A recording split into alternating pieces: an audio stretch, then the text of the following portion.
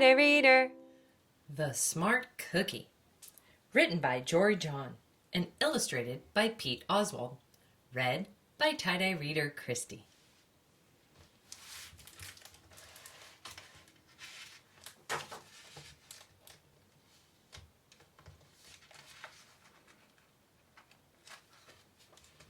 The Smart Cookie.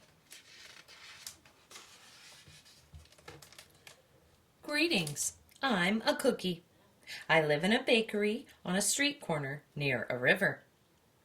Come on in.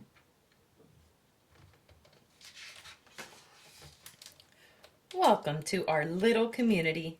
It's a warm and supportive place to spend some time. Pretty fantastic, eh?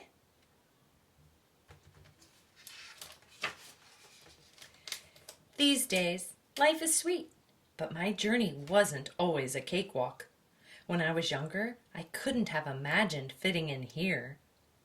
For a long time, I didn't feel comfortable speaking up or sharing my ideas. I didn't feel like a smart cookie.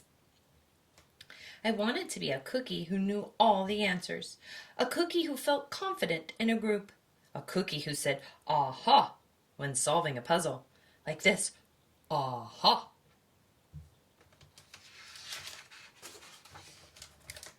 Looking back, I had some trouble in my early days. I went to school in a gingerbread house. Our teacher, Ms. Biscotti, was kind and patient. When I arrived each morning, she'd wave at me and smile. But I didn't get the best grades, and I never raised my hand because I couldn't think of the answers as fast as the others. And I was the last to finish most tests. It wasn't because I didn't care, and it wasn't because I didn't try. Sometimes I'd get distracted and mess up, even though I knew the material. Those were the most frustrating moments of all. Once I misspelled the word dough. That was rough. Another time I added when I meant to subtract.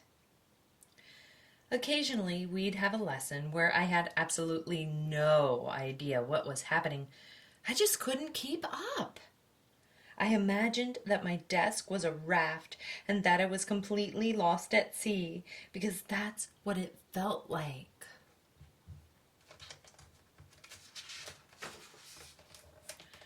At night, I slept in a cookie jar.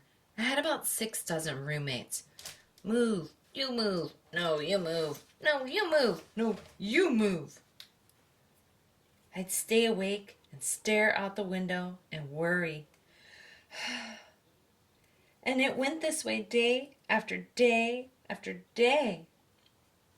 But then something happened that changed everything. It all started with a homework assignment.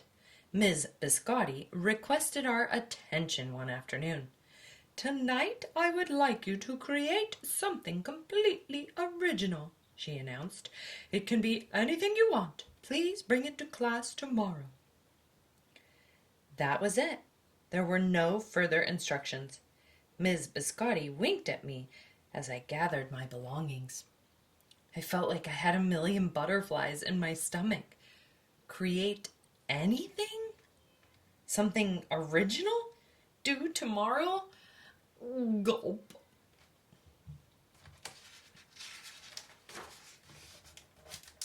When I got home, I immediately went to work. At first, I tried a cooking project.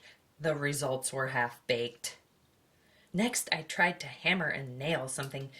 It splintered immediately. Then I tried making a sculpture. It was a complete bust. I wondered if I was about to fail yet another assignment. I was stuck.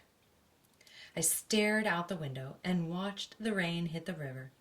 There was something mesmerizing about the water, how it moved in such a chaotic way, swirling around and around, yet ultimately figuring out exactly where it needed to go. Aha! Suddenly, I had an idea. I decided to write something original, a poem.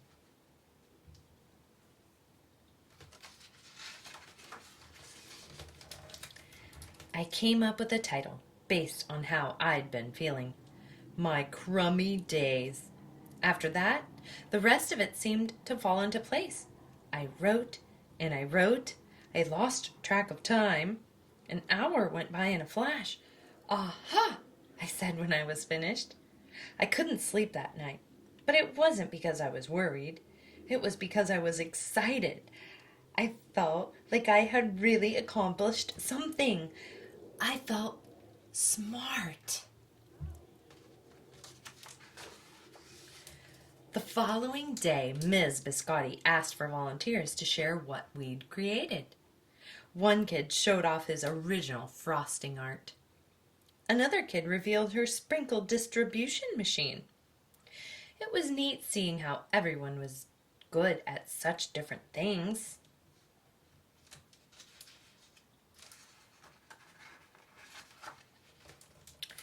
Finally, Ms. Biscotti turned to me. "Would you like to share anything?" she asked. Gulp. I gulped. I thought I'd probably crumble under the pressure. But I made my way to the front of the classroom. I noticed my hands were shaking. My mouth went dry.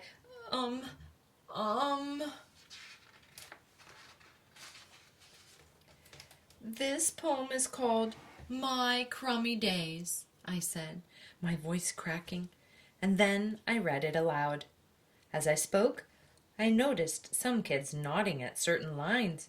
Other kids laughed at parts that were supposed to be funny. As I built toward the finale, I felt myself becoming more confident and animated. And in the end, everybody clapped and cheered. I promise you this, I'll never, ever forget it. Ms. Biscotti was beaming. "No one but you could have written that poem," she said. "It was completely original." Aha! I had done it! I'd created something and shared it with the world. Well, my world at least.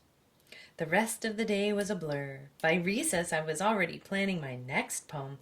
I would call it My Sweet Morning. Aha! I thought when I came up with the title. Later that afternoon, Ms. Biscotti handed me a note. It said that I should keep on writing no matter what. That meant so much to me.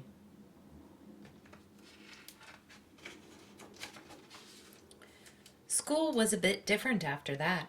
I wasn't so scared to raise my hand or ask a question or share my work. Sure, some things still don't come as easily for me as they do for others. But now I know that you can be smart in many different ways. You don't have to have the answers to every question or suddenly be great at everything all at once. You just need a chance to try all kinds of things to find out who you are and what you like to do. As for me, I learned that I can write and I can think up great ideas. And I've found plenty of other things I'm good at too. I no longer feel lost at sea. It's more like floating down a river. And the best part is, there's always more to learn. Because we're all smart cookies. Poetry night. Aha, aha, aha.